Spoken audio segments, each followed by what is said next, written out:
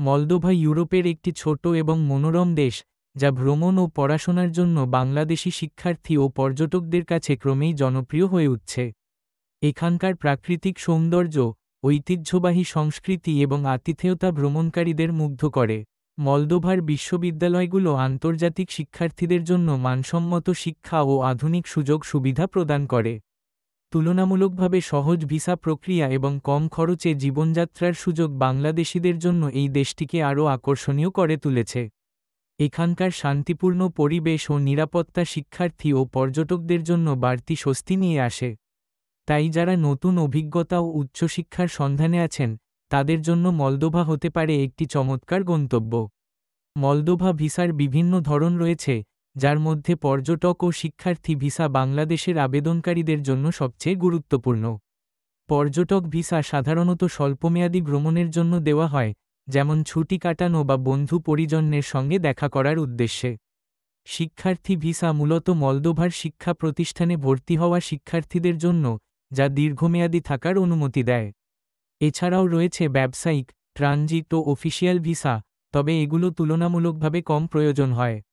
আবেদনকারীদের নির্দিষ্ট উদ্দেশ্য অনুযায়ী ভিসার ধরন নির্বাচন করতে হয় এবং প্রত্যেক ভিসার জন্য আলাদা নথিপত্র ও শর্তাবলী রয়েছে। মলদোভা ভ্রমণ ভিসা পেতে হলে কিছু গুরুত্বপূর্ণ শর্ত পূরণ করতে হয়।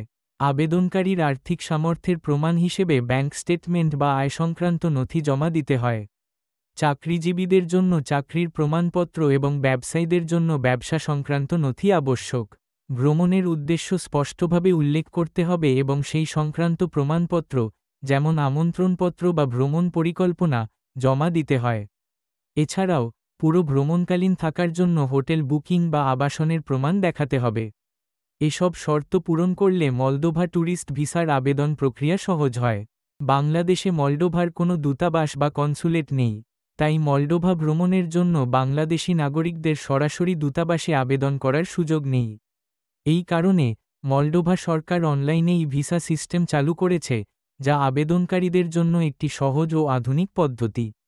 এই ভিসা সিস্টেমের মাধ্যমে আবেদনকারীরা ঘরে বসেই প্রয়োজনীয় তথ্য ও ডকুমেন্ট আপলোড করে আবেদন করতে পারেন। এই প্রক্রিয়া দূতাবাসে সরাসরি যাওয়ার প্রয়োজনীয়তা দূর করেছে এবং সময় ও খরচ উভয়ই সাশ্রয় করেছে। অনলাইনে আবেদন করার ফলে ভিসা প্রক্রিয়া আরও স্বচ্ছ ও সহজ হয়েছে। মলদোভার অফিসিয়াল ভিসা ওয়েবসাইটে একটি অ্যাকাউন্ট তৈরি করতে প্রথমে ওয়েবসাইটে প্রবেশ করুন এবং নতুন অ্যাকাউন্ট তৈরি করুন বা রেজিস্টার অপশনটি নির্বাচন করুন। এরপর আপনার নাম, ইমেইল ঠিকানা এবং একটি নিরাপদ পাসওয়ার্ড প্রদান করুন। ফর্মটি সঠিকভাবে পূরণ করার পর সাবমিট বা রেজিস্টার বোতামে ক্লিক করুন। আপনার দেওয়া ইমেইল ঠিকানায় একটি যাচাইকরণ লিঙ্ক পাঠানো হবে। ইমেইল ইনবক্সে গিয়ে সেই যাচাইকরণ লিঙ্কে ক্লিক করুন, এতে আপনার অ্যাকাউন্টটি সক্রিয় হয়ে যাবে। এখন আপনি আপনার ইমেইল ও পাসওয়ার্ড দিয়ে ওয়েবসাইটে লগইন করতে পারবেন এবং ভিসা আবেদন প্রক্রিয়া শুরু করতে পারবেন। পুরো প্রক্রিয়াটি সহজ এবং নিরাপদভাবে ডিজাইন করা হয়েছে, যাতে ব্যবহারকারীরা দ্রুত ও নির্ভরযোগ্যভাবে তাদের অ্যাকাউন্ট তৈরি করতে পারেন। অনলাইনে ভিসা আবেদন ফর্ম পূরণ করার সময় প্রতিটি তথ্য অত্যন্ত সতর্কতার সাথে প্রদান করা উচিত।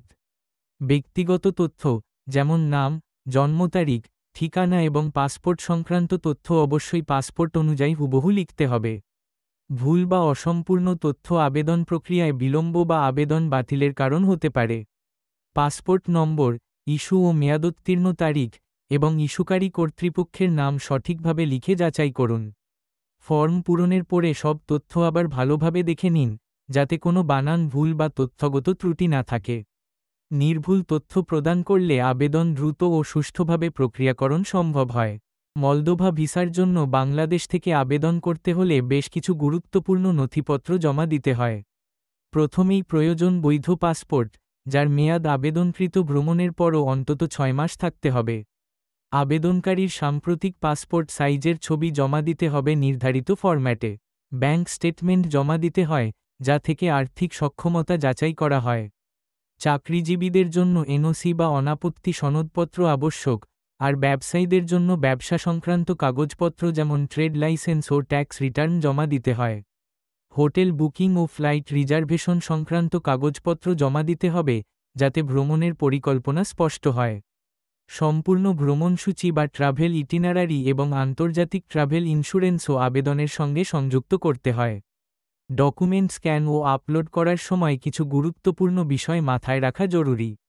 প্রথমত, ডকুমেন্টটি যেন পরিষ্কার ও সম্পূর্ণ দৃশ্যমান হয়, সেটি নিশ্চিত করতে হবে। স্ক্যান করার সময় কাগজটি সোজা রেখে কোন অংশ যেন কাটা না পড়ে বা ঝাপসা না হয়, সেদিকে খেয়াল রাখুন। ফাইল ফরম্যাট সাধারণত পিডিএফ অথবা জেপেগ গ্রহণযোগ্য, তাই নির্ধারিত ফরম্যাটেই সংরক্ষণ করুন। অনেক সময় ডকুমেন্টের কোন অংশ অস্পষ্ট, ছেঁড়া বা উল্টো থাকলে তা বাতিল হতে পারে। রঙিন ডকুমেন্ট থাকলে কালার মোডে স্ক্যান করা ভালো। ভুলক্রমে একাধিক পৃষ্ঠা একসাথে আপলোড না করা বা অপ্রাসঙ্গিক ফাইল যুক্ত না করা উচিত। এসব সাধারণ ভুল এড়িয়ে চললে ডকুমেন্ট গ্রহণের সম্ভাবনা অনেক বেড়ে যায়। ভিসা ফি পরিশোধের জন্য আন্তর্জাতিক ডেবিট বা ক্রেডিট কার্ড ব্যবহার করা যায়, যেমন ভিসা, মাস্টার কার্ড বা আমেরিকান এক্সপ্রেস। আবেদনকারীরা তাদের নিজস্ব কার্ড ব্যবহার করতে পারেন, অথবা পরিবারের সদস্য, বন্ধু বা পরিচিত কার্ডধারীর কার্ডও গ্রহণযোগ্য। কার্ডটি অবশ্যই আন্তর্জাতিক লেনদেনের জন্য সক্রিয় থাকতে হবে এবং যথেষ্ট ব্যালেন্স থাকতে হবে। যাদের নিজের কার্ড নেই, তারা বিশ্বস্ত কার্ডধারীর সাহায্য নিতে পারেন। পেমেন্টের সময় কার্ডের সঠিক তথ্য প্রদান নিশ্চিত করতে হবে এবং লেনদেনের পরে রসিদ সংরক্ষণ করা উচিত। ভুল তথ্য দিলে পেমেন্ট ব্যর্থ হতে পারে, তাই সতর্ক থাকা জরুরি। আবেদন জমা দেওয়ার প্রক্রিয়া শুরু হলে প্রথমে নির্ধারিত ফর্মটি সঠিকভাবে পূরণ করতে হবে। সকল প্রয়োজনীয় তথ্য ও ডকুমেন্ট সংযুক্ত করার পর আবেদনটি সাবমিট করতে হয়। এরপর আপনাকে নির্ধারিত ফি অনলাইনে বা নির্ধারিত পদ্ধতিতে পরিশোধ করতে হবে। পেমেন্ট সফলভাবে সম্পন্ন হলে আপনার আবেদন গৃহীত হয়েছে বলে একটি নিশ্চিতকরণ বার্তা বা ইমেইল পাবেন। সাধারণত এই বার্তায় আবেদন নম্বর ও ভবিষ্যতে করণীয় সম্পর্কে নির্দেশনা থাকে। পরবর্তী ধাপে আবেদনটি পর্যালোচনা করা হবে এবং প্রয়োজনে অতিরিক্ত তথ্য চাওয়া হতে পারে। সম্পূর্ণ প্রক্রিয়া শেষ হলে চূড়ান্ত সিদ্ধান্ত জানিয়ে দেওয়া হবে। পর্যালোচনা ও যাচাই পর্বে সাধারণত আবেদন জমা দেওয়ার পর সংশ্লিষ্ট কর্তৃপক্ষ আপনার তথ্য খতিয়ে দেখে। এই প্রক্রিয়ার সময়সীমা সাধারণত কয়েক দিন থেকে কয়েক সপ্তাহ পর্যন্ত হতে পারে, তবে নির্দিষ্ট সময়সীমা আবেদনপত্রের ধরন ও সংস্থার ওপর নির্ভর করে। অনেক সময় অতিরিক্ত নথিপত্রের প্রয়োজন হতে পারে, যা ইমেইলের মাধ্যমে জানানো হয়। তাই নিয়মিত ইমেইল চেক করা অত্যন্ত গুরুত্বপূর্ণ, যাতে কোনো অনুরোধ মিস না হয় এবং প্রক্রিয়াটি বিলম্বিত না হয়। দ্রুত সাড়া দিলে আবেদন প্রক্রিয়া আরও সহজ ও দ্রুত হয়। আবেদন প্রক্রিয়ার সময় প্রয়োজনীয় অতিরিক্ত নথিপত্রের জন্য কর্তৃপক্ষের পক্ষ থেকে অনুরোধ আসতে পারে। এই ধরনের অনুরোধ পাওয়ার পর দ্রুত এবং নির্ভুলভাবে নথি জমা দেওয়া অত্যন্ত গুরুত্বপূর্ণ। নির্ধারিত সময়ের মধ্যে নথি জমা না দিলে আবেদন প্রক্রিয়া বিলম্বিত হতে পারে বা আবেদন বাতিলও হতে পারে। সময়মতো সঠিক নথি সরবরাহ করলে আবেদনটি দ্রুত এবং নির্বিঘ্নে সম্পন্ন হয়। তাই সংশ্লিষ্ট নির্দেশনা ভালোভাবে পড়ে এবং নির্ধারিত সময়সীমার মধ্যে প্রয়োজনীয় কাগজপত্র জমা দেওয়া উচিত। ভিসা অনুমোদন পাওয়ার পর আবেদনকারীর ইমেইলে একটি অনুমোদিত ভিসা কপি পাঠানো হয়। এই কপি ডাউনলোড করে প্রিন্ট করা অত্যন্ত গুরুত্বপূর্ণ। ভ্রমণের সময় প্রিন্টকৃত ভিসা সঙ্গে রাখা বাধ্যতামূলক, কারণ এটি ইমিগ্রেশন চেকপয়েন্টে প্রদর্শন করতে হবে। অনেক ক্ষেত্রে ভিসার সফট কপি মোবাইলে দেখানো গেলেও প্রিন্ট কপি বহন করা নিরাপদ। ভিসার সাথে পাসপোর্টের তথ্য মিলিয়ে দেখা হয়, তাই উভয় নথি হাতের কাছে রাখুন। নির্দেশিকা অনুযায়ী ভিসার শর্তাবলী ও মেয়াদ ভালোভাবে পড়ে নিন।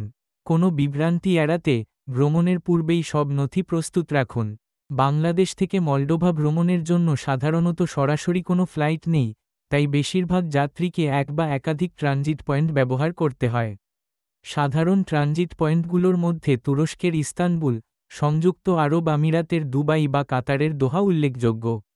এসব রুটে ট্রানজিট ভিসা সাধারণত প্রয়োজন হয় না, যদি আপনি বিমানবন্দরের ট্রানজিট জোন ছেড়ে না যান।